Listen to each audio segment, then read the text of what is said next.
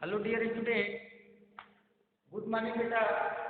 देखिए बच्चों, हम लोग का जो ये अध्याय चल रहा था, अध्याय 5 मापन, ठीक है।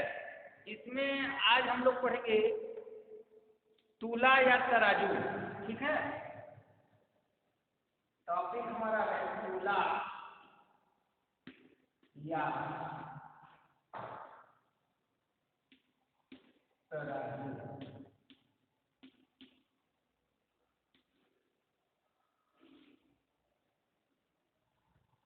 तूला या तराजू की सहायता से हम जो है किसका मापन करते हैं? किसी ठोस पदार्थ का मापन जो है तूला या तराजू से किया जाता है, द्रव्यमान का मापन, ठीक है। आपको बताया गया था। इसमें जो है तराजू और बाट दोनों की जरूरत पड़ती है, ठीक है। तराजू या तूला क्या होता है, आइए देखते हैं। यहाँ लिखा था किसी वस्तु का द्रव्यमान ज्ञात करने के लिए दंड तूला की सहायता ली जाती है। अभी आप देख रहे हैं कि इस समय जो है आपका डिजिटल बैलेंस आ गया है, जो केवल उस पर सामान रखते हैं, आपका वो नंबर बता देता है वेट करके कि कितना उसका द्रव्यमान है, ठीक है। लेकिन पहले जो क्या होता था, अभी भी मान लीजिए उसका यूज होता है दंड तूला का, वो जो है द्रव्यमान निकालने के लिए इसमें भी आपको इसमें जो है बाट की जरूरत होती है। लेकिन जो डिजिटल आया है उसमें बाट की आपको जरूरत नहीं होती है, उस पर केवल वस्तु रखेंगे, आपको उसका वजन करके वो बता देगा, ठीक है। लेकिन दंड तूला में बच्चों तराजू जो दंड तूला है उसी को कहा जाता है वो, और उसके साथ जो है बाट दोनों की जरूरत पड़ती है, ठीक है। आगे लिखा है बेटा, एक साधारण दंड तूला में एक सीधी छड़ होती है, ठीक है। जैसे इस तरीके की, ऐसे सीधा ये आपकी मान लीजिए छड़, ठीक, बिल्कुल सीधा रहेगा।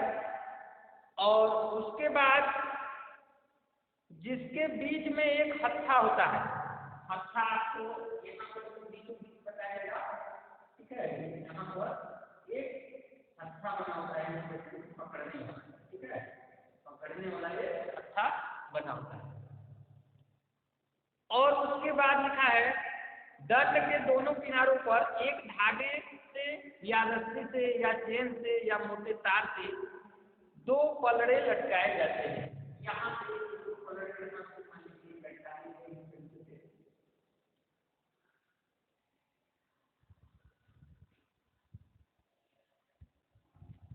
और यहाँ पर दूसरा पलड़ा,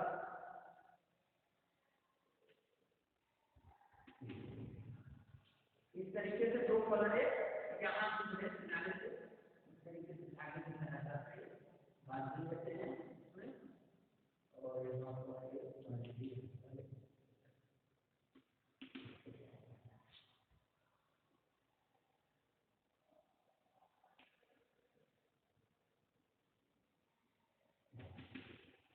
ऐसी बात करके लटकाए जाते हैं, ठीक है। इस तरीके से आपका ये बाट तराजू तैयार होता है। अब इसकी स्थिति बताया जा रहा है आपको। ये तो इसकी बनावट होगी बच्चों, ठीक। बीच में जो है ये आपके हत्थे लगे होते हैं, एक जो है राड होता है आपका, ठीक। और ये लकड़ी का भी हो सकता है, लोहे का भी हो सकता है, ठीक है। उसके बाद ये दोनों किनारों पर रस्सी की सहायता से, धागे की सहायता से या तार की सहायता से या चेन की सहायता से इसको जो है दोनों किनारों पर 2 पलड़े लटकाए जाते हैं, ठीक। ये इसकी बनावट होगी।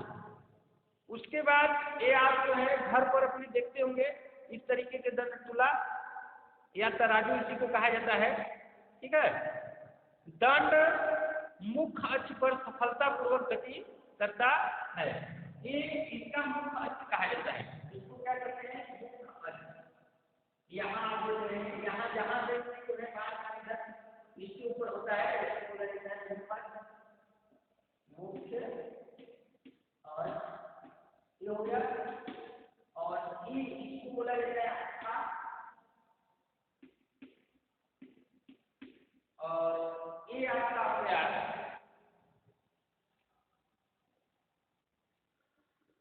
सीधी छड़। ठीक है, ये आपका छड़ होगा लकड़ी का या फिर लोहे का, इसको आप लिख सकते हैं छड़।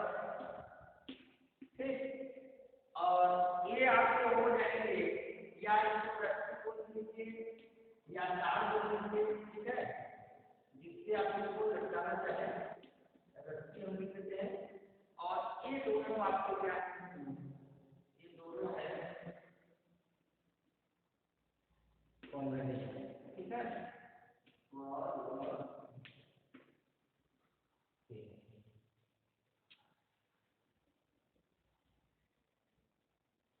दंड मुख अक्ष पर सफलतापूर्वक गति करता है। ये मुख अक्ष जो आपको दिखाई दे रहा है, यहाँ पे दंड जो है स्थिर रहता है, नीचे ऊपर ये आपका करता रहेगा। ठीक है, इस हिसाब से जिधर भार अधिक होगा उधर का पलड़ा जो है ये राड आपका टूट जाएगा, और जिधर जो है भार हल्का होगा उधर जो है ये ऊपर उठ जाएगा। ठीक है बच्चों, और आगे इसमें लिखा है बेटा, जब तुला को हत्थे की सहायता से उठाते हैं, जब ये हत्थे ये हत्था आप देते हैं, ठीक है, इसको पकड़ करके जब इसको उठाया जाता है यहाँ हाथ लगा करके, तब ये क्या होता है, दोनों पलड़े जो है समतल होते हैं, अर्थात एक ही तल में होते हैं। ठीक है, मतलब आपको ये सीधे दिखाई देंगे एक एकदम समतल। ठीक, दोनों पलड़े कैसे होंगे, समतल, और दंड भी आपका समतल होगा, दंड। ठीक है, पलड़ा थोड़ा नीचे ऊपर हो सकता है, लेकिन दंड आपका दिखेगा एकदम बिल्कुल समतल। ठीक है, एकदम सीधा।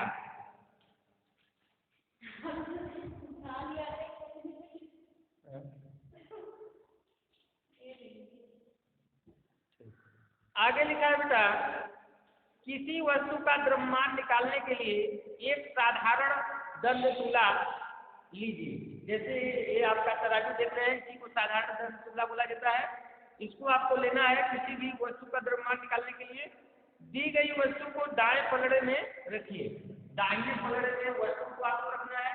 ठीक, उसके बाद तुला को हत्थे की सहायता से उठाइए तथा बाएं पलड़े में बाटों को तब तक रखिए जब तक कि दंड समतल स्थिति में न आ जाए। एक दंड जो लोहे की छड़ है, दंड भी कहा जाता है। ठीक है, इसको दंड कहा जाता है। ठीक है, इसमें आप वस्तु को रखेंगे दाहिने पलड़े में और बाएं पलड़े में बाट को रखेंगे। तब तक आपको बाट रखना है जब तक कि ये दंड जो है समतल स्थिति में न जाए, एकदम सीधा न हो जाए। ठीक है, किसी साइड में झुका हुआ हो, एकदम बिल्कुल सीधा हो, तब तक जो है आपको उसमें बाट रखना है। ठीक है, अब उसके बाद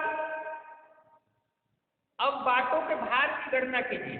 अब जब समतल हो जाता है तो बाट आपने कितना रखा है उसकी आपको गणना करना है, गिनना है कि कितना बाट कितने ग्राम का आपने रखा है, उसको जोड़ना है। फिर बाटों के भार, जो बाटों का भार होगा, ठीक है, उसको आप काउंट करेंगे, वही जो है वस्तु का भार हो जाएगा। वही क्या होगा बच्चों, वस्तु का भार। जैसे आप उदाहरण के रूप में आप कर सकते हैं, जैसे आप मान लीजिए आधा केजी जो है, आधा किलोग्राम चना तोलना है, तो उसके लिए आप एक पलड़े पर जो है बाएं पलड़े पर मान लीजिए आप जो है 500 ग्राम का बाट रखते हैं यहाँ पर, और उसके बाद दूसरे पलड़े पर आप जो है मुट्ठी से अपने चना ऊपर डालिए। तब तक आपको डालना है जब तक कि ये दंड जो है समतल स्थिति में नहीं आ जाता है। जब ये समतल स्थिति में आ जाता है उसी समय आप जो चना डालना हो उसको पलड़े पर बंद कर दीजिए। तो वो जो चने को आप निकाल लीजिए पलड़े से, उस चने का जो भार होगा वो आपका 500 ग्राम होगा, अर्थात आधा किलोग्राम होगा। इस तरीके से जो है किसी वस्तु का आप द्रव्यमान निकाल सकते हैं। ये प्रयोग आप घर पर भी कर सकते हैं बच्चों। आगे है, जब आप सामानों को खरीदने के लिए जाते हैं, ठीक है, तो कुछ बातों का आपको ध्यान रखने की जरूरत है। वो क्या बातें हैं यहाँ पर देखिए। ये घन केंद्र में था राजू, और किस तरीके से आप जो है किसी वस्तु का भार पता करेंगे।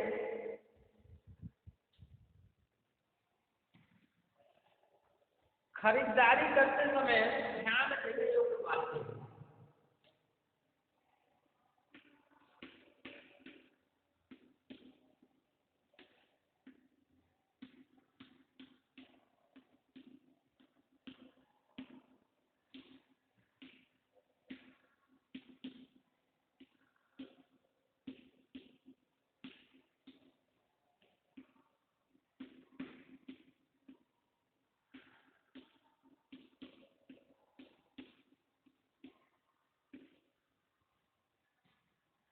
खरीदारी करते समय ध्यान देने योग्य बातें। बाजार से वस्तुएं खरीदते समय हमें कई बातों का ध्यान रखना चाहिए, ठीक है, क्योंकि बहुत से दुकानदार अधिक लाभ जो है कमाने के लिए, अधिक फायदा लेने के लिए इसके उद्देश्य से हुए जो है गलत मापन उपकरणों का प्रयोग करते हैं।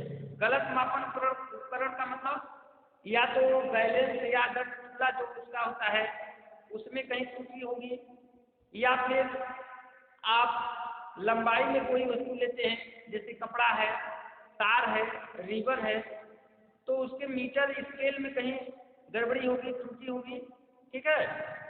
इस तरीके से उसके उपकरण में कमियां कहीं न कहीं होती है, जिससे वो जो है दुकानदार उससे लाभ अधिक लेता है। तो उसको आपको देखना चाहिए, ठीक है।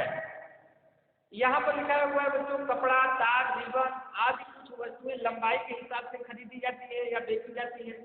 इन वस्तुओं की खरीदारी करते समय हमको क्या ध्यान रखना चाहिए। जो पहला है लिखा है, मीटर पैमाने के दोनों सिरों पर जो चिन्ह बना होता है वो चिन्ह है कि नहीं है, इसको आपको ध्यान देना चाहिए, ठीक है। जो मीटर स्केल होता है जिस पर 1 सेंटीमीटर से लेकर के 100 सेंटीमीटर तक उसमें चिन्ह बने होते हैं। 0 से स्टार्ट होता है, 0 से 1, 1 से 2, 2 से 3, 3 से 4, इस तरीके से आपको स्केल पर चिन्ह बने होते हैं। जैसे यहाँ पर है, यहाँ पर मान लीजिए 0 हो गया, फिर 1 हो गया, फिर 2 हो गया, इस तरीके से बढ़ता हुआ ये सेंटीमीटर का निशान बना होता है मीटर स्केल पर, ठीक है। तो आपको ये देखना है कि दोनों किनारों पर ये जो अंतिम आपका चिन्ह है वो बना है या नहीं है, या कहीं से कटा है या खिंचा है, ठीक है, उसको ध्यान देने की जरूरत है। दूसरा बात इसमें बताया गया था कि मीटर पैमाने पर माप एवं तौल विभाग की मुहर होनी चाहिए। जो मीटर स्केल है, ऐसा तो नहीं कि जो दुकानदार है या व्यापारी है वो अपने से मीटर स्केल बना लिया है, उस पर जो चिन्ह बना हुआ है उसको और नजदीक कर लिया है ताकि आपको जो मीटर से वस्तु नाप सकते वो आपको कम मिले। तो उसके लिए आपको देखना है कि उसके दोनों किनारों पर जो है नाप तौल या माप तौल विभाग की जो मुहर होती है वो लगी हुई है कि नहीं है, वो मुहर को भी आपको देखना चाहिए, ठीक है। नहीं तो आपको उसमें जो है हानि उठाना पड़ेगा, ठीक है, इसका ध्यान रखना चाहिए। और तीसरा बात कहा गया है कि मीटर पैमाने पर 0 से लेकर के 100 सेंटीमीटर तक चिन्ह होने चाहिए। 0 से लेकर के, अभी हमने बताया कि 0 से लेकर के 100 सेंटीमीटर तक मीटर पैमाने पर चिन्ह बने होने चाहिए। उसको स्पष्टता से आपको सावधानीपूर्वक देखना चाहिए, कहीं उसमें कोई अंक जो है कट तो नहीं गया है, या फिर कभी कभी ऐसा होता है कि मीटर स्केल टूट गया, उसको वेल्डिंग करके उसको जोड़ दिया गया, तो उसमें से जो है कुछ अंक जो है कट जाते हैं, तो इससे मीटर स्केल जो है छोटा हो जाता है पैमाना, तो उसको देखना आपको जरूरी हो जाता है, ठीक है। देखिए यहाँ यही बात बताया है कि मीटर पैमाने पर 0 से लेकर के 100 सेंटीमीटर तक चिन्ह होने चाहिए। पैमाना टूटा हुआ अथवा वेल्ड किया हुआ नहीं होना चाहिए, ठीक है, जोड़ा हुआ पैमाना नहीं होना चाहिए, ठीक है। ये तो हो गया हमारा मीटर स्केल, मतलब लंबाई के जो मापन होते हैं उसमें क्या सावधानी बरतनी चाहिए। दूसरा है बेटा द्रव्यमान का जो मापन आपने देखा तराजू के द्वारा, दंड तुला के द्वारा कैसे किया जाता है। अब उसमें भी हमको सावधानी बरतनी चाहिए, ठीक है। जैसे भार वाली या द्रव्यमान वाली वस्तु खरीदने जाते हैं तो उसमें भी हमको सावधानी पूर्वक जो है उसको खरीदना चाहिए, उसके बटखरे को अच्छी तरीके से जो चेक करना चाहिए, उसके तराजू को चेक करना चाहिए, कहीं उसमें त्रुटि तो नहीं है, इसको हमको देखना चाहिए। लिखा है पहला द्रव्यमान के मापन में प्रयुक्त दंड तुला सही होनी चाहिए, इसका दंड अपने अक्ष पर आसानी से गति करना चाहिए। अभी आपको दिखाया गया था कि जो मुख्य अक्ष उसका होता है उस अक्ष पर दोनों साइड का जो पलड़ा होता है दोनों छोर जो है उसकी गति करने चाहिए, ठीक है। और उसको उठाने पर जो है पहले बार में वो दंड जो है आपका समतल दिखना चाहिए जब उस पर कोई भार नहीं रखा जाता है तो।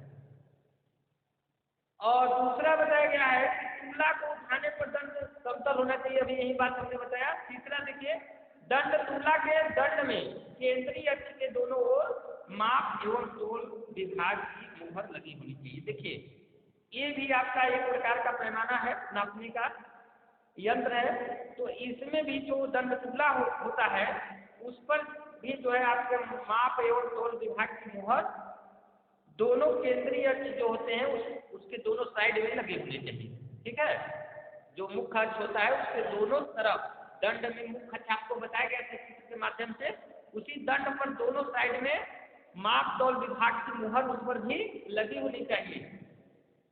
आगे है चौथा है द्रव्य माप। द्रव्य मापन के बाट भी सही होने चाहिए। जो बटखरे होते हैं बच्चों जैसे 100 ग्राम के, 50 ग्राम के, 200 ग्राम के, 500 ग्राम के या 1 किलोग्राम के कोई भी बटखरे है उसको भी आपको सावधानी पूर्वक देखना चाहिए कहीं उसमें भी तो गड़बड़ी नहीं है, ठीक है। वो भी जो है प्रमाणित होना चाहिए, इसका आपको ध्यान देना चाहिए। ये बच्चों हमारा मापन से रिलेटेड जो हम लोग द्रव्यमान का मापन और ये लंबाई का मापन था ये समाप्त हो गया। अब आता है नंबर समय का मापन। अगला जो टॉपिक है हमारा समय का मापन, इसको देखेंगे।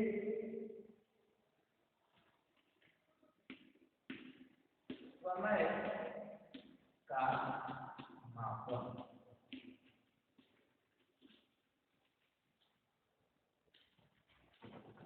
देखिए हमारे जीवन में समय की बहुत महत्ता है। समय का हमारे जीवन में महत्व है क्योंकि कोई कार्य यदि हम समय से नहीं करते हैं, थोड़ा भी सोचते हैं तो काम हमारा जो है नहीं हो पाता है, ठीक है। तो कितना जो है महत्वपूर्ण है समय ये आप जानते हैं बच्चों। देखिए लिखा है यदि हम स्कूल समय पर नहीं पहुंचते हैं तो हम न केवल अनुपस्थित हो जाते हैं बल्कि एक महत्वपूर्ण पाठ ही छोड़ देते हैं। अर्थात हमारा जो है वहाँ पर अब्सेंट तो लगेगा ही, समय से नहीं पहुँचेंगे विद्यालय तो, साथ ही साथ जो विषय पढ़ाया जाएगा, जो पाठ पढ़ाया जाएगा वो आपका छूट जाएगा, ठीक है। यदि हमें कहीं शहर से बाहर जाना है और हम बस स्टैंड या रेलवे स्टेशन पर देर से पहुँचते हैं तो हमारी बस या रेल छूट जाती है, ठीक है बच्चों। इसलिए समय पर जो है हमको वहाँ पहुँचना जरूरी होता है। रेडियो या टेलीविजन के माध्यम से समाचार सुनने या कोई मनोरंजक कार्यक्रम को देखने के लिए समय का ज्ञान आवश्यक होता है। यदि ठीक समय पर आप जो है आप रेडियो को नहीं स्टार्ट करेंगे तो आप समाचार नहीं सुन पाएंगे या कोई मनोरंजक कार्यक्रम है तो उसको नहीं सुन पाएंगे या देख पाएंगे, ठीक है। तो समय का बहुत बड़ा महत्व है। आगे है सोने और जागने का समय हमारे लिए महत्वपूर्ण है। कब हमको सोना चाहिए, कब जगना चाहिए, सब जो है समय के अनुसार होता है। समय के ज्ञान के लिए जिस साधन की आवश्यकता होती है, समय का ज्ञान हमें किस साधन के द्वारा होता है आप जानते हैं बच्चों, उसको हम क्या कहते हैं, घड़ी कहते हैं। घड़ी के माध्यम से ही हम जो है समय का ठीक जानकारी प्राप्त करते हैं, ठीक है। ये उपकरण जो घड़ी होते हैं ये उपकरण हमें उचित समय बताते हैं, मतलब ठीक प्रकार से समय बताते हैं। लेकिन प्राचीन काल में क्या था बच्चों कि उस समय घड़ी नहीं हुआ करता था, लोग जो है एक घटना से दूसरे घटना के बीच का जो समय अंतराल था उससे जो है समय का मापन करते थे। जैसे कि किसी दिन सूर्योदय से अगले सूर्योदय तक के समय का अंतराल एक दिन कहलाता था। एक पूर्णिमा से दूसरी पूर्णिमा तक के समय अंतराल, सूर्योदय से सूर्यास्त के बीच एक दिन के समय का अंतराल आदि। ठीक है, तो आप समझ गए होंगे कि किस तरीके से जो है समय का मापन प्राचीन काल में हुआ करता था। आज सूर्योदय हुआ और कल सूर्योदय होगा, सूर्य उगेगा, तो दोनों के बीच का जो समय होता था उसको एक दिन माना जाता था। या फिर एक आज जो है सूर्योदय हुआ, फिर शाम को सूर्यास्त होगा, उसके बीच के समय को एक दिन माना जाता था। ठीक है, 12 घंटा मान लेते थे लोग। ठीक है, इस प्रकार से। और एक पूर्णिमा से दूसरे पूर्णिमा के बीच का समय एक मास हो जाता था। ठीक है, तो इस तरीके से जो है समय का मापन होता था। जिस समय सूर्य सीधे सिर पर होता है, मतलब ठीक ऊपर, हमको सूरज ठीक ऊपर देखने पर जब दिखाई देता है बच्चों, तो वह दोपहर का समय मानते थे, उसको मध्याह्न कहा जाता था। और समय का मानक मात्रक सेकेंड होता है। समय का मानक मात्रक इस समय आधुनिक काल में, इस समय वर्तमान स्थिति में जो है, वर्तमान समय में कह सकते हैं कि इस समय का मानक मात्रक क्या है? सेकेंड। समय की बड़ी अवधि का मापन घंटा होता है। मानक मात्रक तो आपने जान लिया सेकेंड, सेकेंड से भी छोटा मात्रक होते हैं, लेकिन मानक मात्रक सेकेंड को माना गया है। और बड़े समय को मापने के लिए घंटा है, दिन है, सप्ताह है, वर्ष है। ठीक है, और बड़े बड़े जो है इसमें मात्रक होते हैं। अब यहाँ पर दिया गया है बच्चों कि एक दिन बराबर होते हैं 24 घंटा। एक दिन में कितने घंटे होते हैं? ये आप जानते हैं कि एक दिन बराबर 24 घंटे। एक दिन में 24 घंटे होते हैं। ठीक है, उसी तरीके से एक घंटा में 1 घंटे में 60 मिनट, 60 मिनट। और उसके बाद यह आएगा कि 1 मिनट में 60 सेकंड। 1 मिनट में 1 मिनट बराबर 60 सेकंड। 1 मिनट में जो है आपके 60 सेकेंड होते हैं। ठीक है, जो हमारी पृथ्वी है बेटा, अपने अक्ष के चारों तरफ एक घूर्णन में एक दिन का समय लेती है। अपने अक्ष पर जब एक चक्कर लगाती है पृथ्वी अपने अक्ष पर, ठीक है, तो एक चक्कर लगाने में वो कितना समय लेती है बेटा? 24 घंटे का एक दिन का समय लेती है मतलब। और वह पृथ्वी के चारों ओर वृत्ताकार मार्ग पर जो गति करती है, एक चक्कर लगाने में 1 साल का समय लेती है, 1 वर्ष का समय लेती है। तो इस तरीके से जो है समय का मापन किया जाता है। और समय का मापन का जो उपकरण है बेटा वो है घड़ी। घड़ियों के द्वारा जो है हम समय का मापन करते हैं और समय की जानकारी प्राप्त करते हैं। ये हमारा जो है समय से रिलेटेड ये टॉपिक कंप्लीट हो गया। अब हम जो है अगला टॉपिक हमारा है तापमान का मापन। ये लास्ट टॉपिक है बच्चों ये मापन का। ये हम लोग नेक्स्ट वीडियो में देखेंगे। तब तक के लिए बाय बाय, टेक केयर बच्चों।